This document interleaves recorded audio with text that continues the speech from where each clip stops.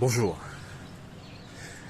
Aujourd'hui et maintenant, un choix s'impose. Il n'y a plus de neutralité qui tienne. Vous savez, même lors d'un vote, quand il y a des personnes qui vont choisir pour un candidat et d'autres qui vont choisir pour d'autres,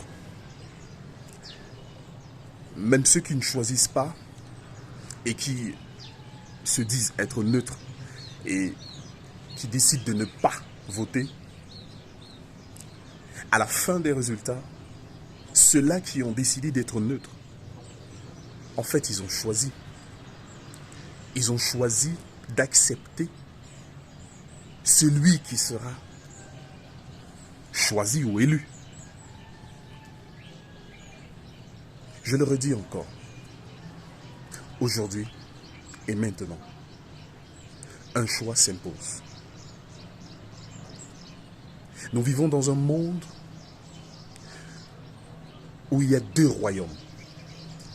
Le royaume de Dieu, le royaume des lumières, je veux dire, et le royaume des ténèbres. Alors, il faut que tu sois conscient d'une chose. Soit tu es avec le royaume des lumières, ou tu as voué allégeance au roi qui est Jésus-Christ, ou tu es avec le royaume des ténèbres. Et en fait, j'aimerais attirer ton attention sur une chose. Il n'y a pas de neutralité qui tienne. Ne dis pas, je ne suis pas avec Dieu, je ne suis pas avec le diable. Ne dis pas, non, laisse-moi avec tes histoires de Jésus. Et en plus, même le diable, moi, je ne connais pas. Non, excuse-moi, écoute très bien ce que je vais te dire. Même si tu ne choisis pas, sache qu'en fait, tu as déjà choisi. Alors, ce matin, un choix encore s'impose. Soit tu voues allégeance au roi qui est Jésus. Et ce n'est pas un débat.